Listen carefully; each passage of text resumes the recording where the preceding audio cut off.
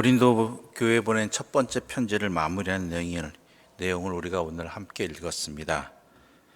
고린도 교회에 편지를 보낸 이유들 중에 하나는 고린도 교회에 많은 문제들이 있음을, 그래서 그 문제를 통해서 고린도 교회를 또한 해결하려고 하고 이해하려고 하고 사랑하려고 한 그러한 바울의 모습을 우리는 지난 시간 동안 살펴보았습니다.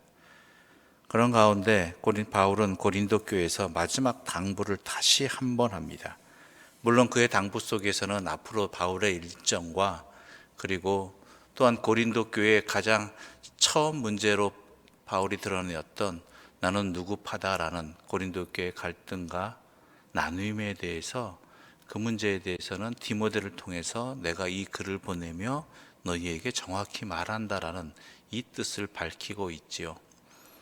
그러면서 당부하는 것이 뭐냐면, 디모데를 보내는데 이 문제 때문에 너희들 디모데에 대해서 잘 대우해라. 대우하라는 의미가 뭐냐면, 자기들이 지금 현재 상태와 감정을 가지고 디모데에 대해서 제대로 응대하지 못하는 일이 없도록 하라는 것이죠. 왜냐하면 디모데가 보낸 바울의 편지에, 디모데가 가지고 간 바울의 의견 속에는 그것에 아멘하는 사람도 있겠지만 자기 생각과 다르다고 해서 또한 거부하는 사람도 있다는 것이죠.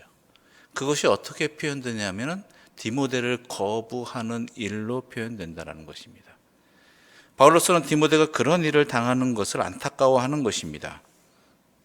왜냐하면 디모데는 이제 바울과 함께 사역한 지 얼마 안 되는 젊은 동역자였고, 그 동역자가 훈련받고 있는 과정에 있는데 교회의 이러한 문제로, 이러한 상황으로 인해서 디모데가 어떠한 시련이나 시험을 당하게 된다면 그 또한 안타까운 일이기 때문이죠.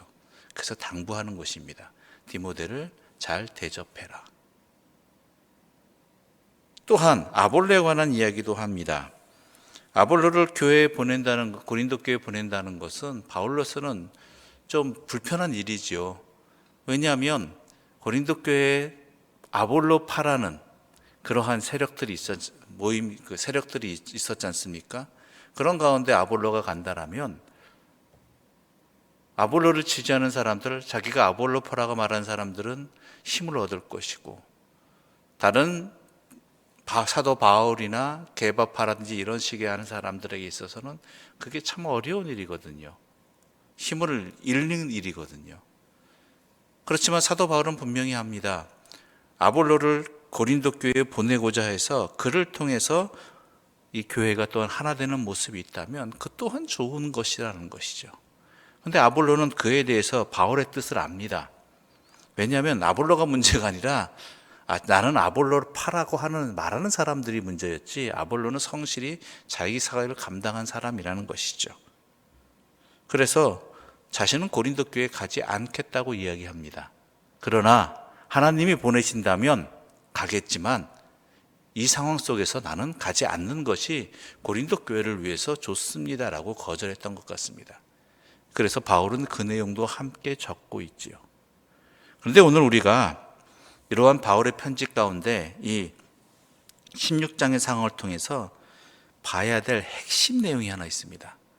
바울이 다시 한번 당부하는 내용이에요. 앞에서 쭉 이야기했지만 다시 한번 당부하는 내용이 아주 짧게 표현되어 있습니다. 우리 13절과 14절 읽어볼까요? 13절과 14절입니다. 함께 읽겠습니다. 깨어 믿음에 굳게 서서 남자답게 강건하라. 너희 모든 일을 사랑으로 행하라. 바로 이 부분입니다. 결국 다시 한번 이야기하노니 이렇게 하라는 것이죠. 먼저 깨어 있으라고 이야기합니다. 깨어 있으라. 즉 이 이야기는 종말론적인, 즉 다시 오실 주님에 대한 신앙을 굳게 붙들고 있어라라는 것입니다. 다시 오실 주님에 대한 신앙을 굳게 붙들지 않으면 미혹된다라는 것입니다. 넘어진다라는 것입니다. 주님이 곧 다시 오시고 또한 그 주님에 의해서 이 땅이 심판받음을 명심하지 않으면 고린도 지역의 문화와 또한 세상 문화에 휩쓸려서 신앙을 잃어버리게 된다라는 것이죠. 그래서 하나님과의 관계를 굳건히 지키려면 주님이 반드시 심판하시러 이 땅에 다시 오심을, 심판하심을 명심하고 깨어 있으라라고 당부하는 것이죠. 자각하라 이겁니다. 자각하라.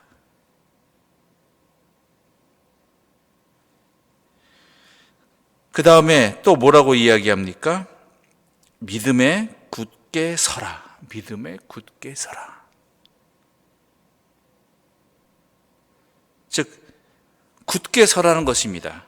어디에? 믿음에. 앞서서 선줄로 생각하는 자는 넘어질까 조심하라라는 말을 고린도전서 10장에서 가르쳐 줬습니다. 즉 바울은 신앙생활이 믿음에 굳게 서서 해야 된다는 것입니다. 말씀에 대해서 확신을 가지고 살아야지 긴가민가해서는 이거는 바로 시험에 들고 바로 넘어진다라는 것이죠. 대표적인 예가 무엇이었습니까? 어제 살펴본 부활에 대한 확신.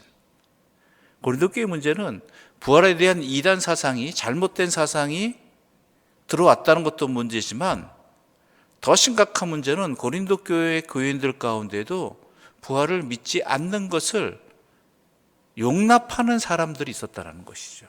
그럴 수도 있겠다라는, 그 얘기는 뭐예요? 본인들도 확신하지 않는다는 것이잖아요. 다른 사람들이 부활에 대한 확신 없이 살아가는 것에 대해서 받아들이고 있다는 것이잖아요. 그래서 제대로 살 수 없다는 것이죠. 부활에 대한 확신이 없이는 우리의 신앙생활은 가장 불쌍하고 어리석은 자의 모습이라는 것입니다. 우리 주님도 그렇게 하실 필요가 없었다는 것이죠. 그럼에도 불구하고 우리 주님께서 죽은 자 가운데서 다시 살아나시고 제자들과 함께 하신 이유는 우리로 하여금 우리 또한 부활에 대한 분명한 확신을 가지고 그 증거로서 예수님이 먼저 첫 번째 열매가 되셨다는 것이죠.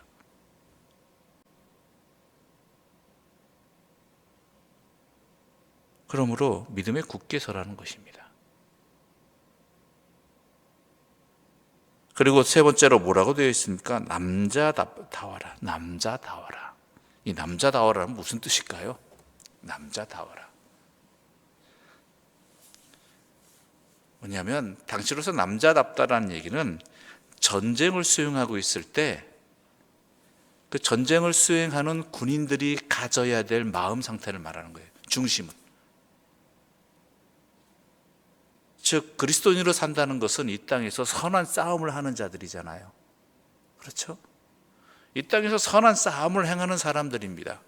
그 사람들이 싸움에 행하는 자로서 어떠한 신명을 갖고 있어야 되느냐, 어떠한 자세를 갖고 있어야 되는가라는 거예요. 믿음을 지켜야 되는 것이고, 물러서지 않아야 되는 것이고, 용기 있어야 되고, 결단해야 되는 이러한 것들을 남자답다라는 이러한 표현을 통해서 바울은 분명히 이야기하고 있는 것이죠. 즉 여기는 싸움터라는 걸 명심하라는 거예요. 여기는.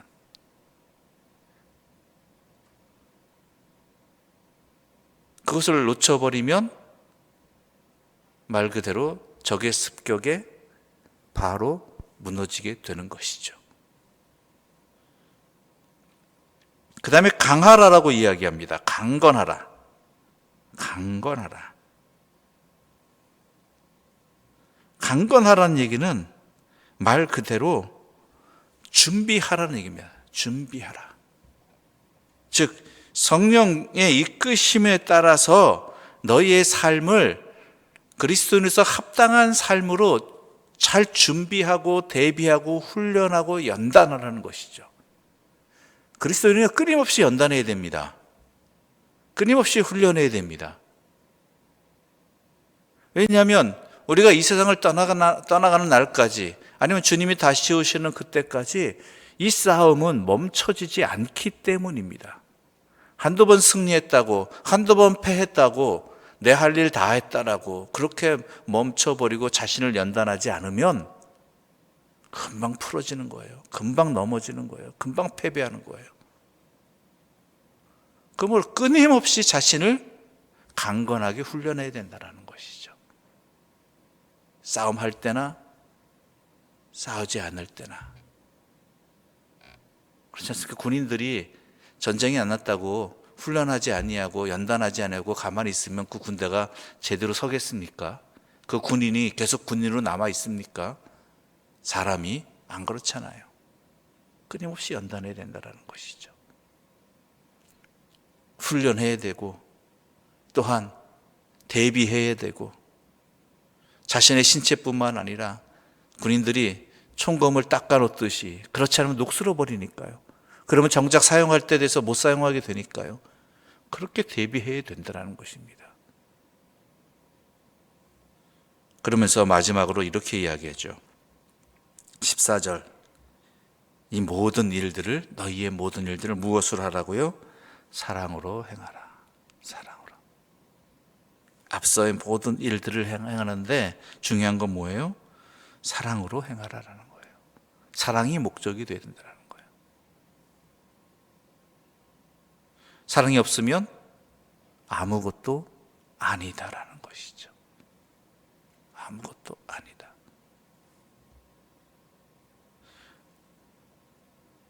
율법의 핵심도 뭐예요? 하나님의 사람으로 살아가는 믿음 생활의 핵심도 뭐예요? 하나님 사랑하고 이웃 사랑하는 거. 결국은 내가 말 그대로 깨어있느냐, 믿음에 굳게 서느냐, 남자답게 끝까지 잘 감당하느냐, 강건하느냐, 이 모든 것의 목적은 뭐예요? 사랑으로 행하는 것에 있다라는 것이죠. 사랑으로. 그런 것들을 행하면서 놓쳐버리는 게 뭐냐면 사랑이라는 거예요. 그래서 바울은 다시 한번 이야기하죠. 너희 모든 일들을 사랑으로 행하라. 이것이 바로 오늘 우리들에게 또한 주시는 하나님의 말씀입니다. 이 시대를 살아가는 우리들에게 하나님께서는 분명히 우리 여러 상황들도 아시기 때문에 우리가 어찌해야 되는지를 바울을 통해서 전해주고 계시는 것이지요. 이 말씀을 명심하셔서 이 말씀 붙들고 끝까지 주님 오실 때까지 깨어있는 사람들, 또한 믿음에 굳게 서는 사람들, 또한 용감한 사람들, 남자답게 끝까지 그 임무를 감당해 나가는 대비한 자들, 또한 강건한 사람들, 그리고 모든 것을 사랑으로 행하는 주의 사람들 되시기를 간절히 소망합니다. 기도드리겠습니다. 하나님 아버지 감사합니다. 고린도 교회의 문제를 돌아보면서 우리의 상황들을 보게 해주시고 고린도 교회 또한 바울을 통해 주신 하나님의 지혜를 통해서 우리가 이 상황들을 어떻게 극복해야 될지를, 어떻게 이겨나가야 될지를, 무엇을 해야 될지를 분명히 알려주시니 감사합니다. 우리 또한 바울이 고린도 교회에 권면한 것처럼 우리에게 권면해 주시는 하나님의 말씀을 통해서 이 혼란하고 또한 미혹되고 두려운 세상 속에서 믿음 지키며 살아가게 해주시고 또한 믿음을 지키는 것뿐만 아니라 주의 복음을 전파하는 그러한 용감한 자로 살아갈 수 있도록 우리의 삶을 인도하여 주시옵소서. 우리 또한 그렇게 살아가기 위해서 주님께서 반드시 다시 오셔서 이 땅을 심판하시고 만물을 심판하심을 믿는 깨어있는 신앙으로 서 있게 하여 주시고 그리하여 믿음 안에서 굳건히 서서 담대하게 용기 있게 끝까지 표대를 향해 나가는 하나님의 사람들 되게 하여 주시옵소서. 그러나 그 무엇보다도 이 모든 일을 행할 때 사랑으로 행할 수 있는 복된 자들 되게 하여 주시옵소서. 예수님의 이름으로 기도드립니다. 아멘. 하늘에 계신 우리의 아버지, 아버지의 이름을 거룩하게 하시며 아버지의 나라가 오게 하시며 아버지의 뜻이 하늘에서와 같이 땅에서도 이루어지게 하소서. 오늘 우리에게 일용할 양식을 주시고 우리가 우리에게 잘못한 사람을 용서하여 준 것 같이 우리 죄를 용서하여 주시고 우리를 시험에 빠지지 않게 하시고 악에서 구하소서. 나라와 권능과 영광이 영원히 아버지의 것입니다. 아멘.